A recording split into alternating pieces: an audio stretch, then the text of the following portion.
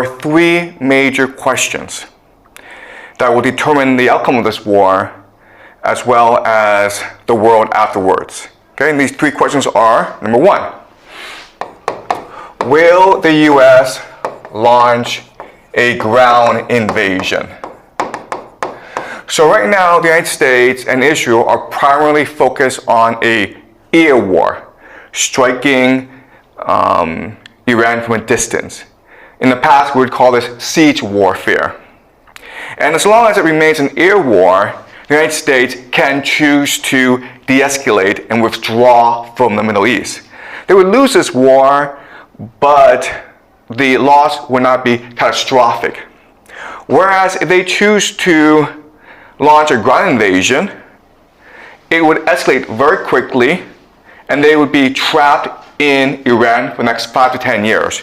It would be a catastrophe whether or not they win or lose. Because in order to fight a ground war, the United States would have to institute a national draft where young men as young as 18 would be forced to join the army and be sent to fight in Iran. Okay? So that's the first big question for us. Will the United States send in ground troops? And remember, there's the idea of mission creep, where maybe in the beginning you're like, I'll send out 1,000 troops to do a small mission. But then it doesn't go well, so you send in 2,000, okay? It slowly creeps up. It's what we call mission creep. And that's how the United States embroiled itself in Vietnam. All right, so that's the first big question. Second big question is, will nukes be used? There's a lot of concern online that Israel is preparing a nuclear strike on Iran because they really don't like how the war is going, and they want to reclaim the initiative. Nukes are a taboo in geopolitics.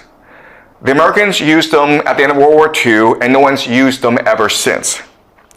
If Israel were to use tactical nuclear weapons, they would break this universal taboo, and we might find ourselves in a nuclear apocalypse, okay? So that's a great concern that everyone has right now. And the third question is the Al-Aqsa Mosque. This is the third holiest site in the Islamic world. There's Mecca, there's Medina, and there's the Al-Aqsa Mosque. The Muslims believe that it is from the Al-Aqsa Mosque in Jerusalem where Muhammad ascended to heaven. And the Jews believe that the Al-Aqsa Mosque sits on the site of their temple, which is the house of God. So religious Jews, extremists, want to destroy the Al-Aqsa Mosque to rebuild the third temple. And if the religious Jews, the extremists, destroy the Al-Aqsa Mosque, then the 2 billion Muslims in this world would be religiously obligated to go to war against Israel. Okay? So these are the three big questions that will determine how this war will determine the future of the world. Okay, so in this class, I teach you game theory to make predictions about the future. So right now, I'm going to make 3 predictions, and then I will show you my analysis as to how I make these predictions, okay?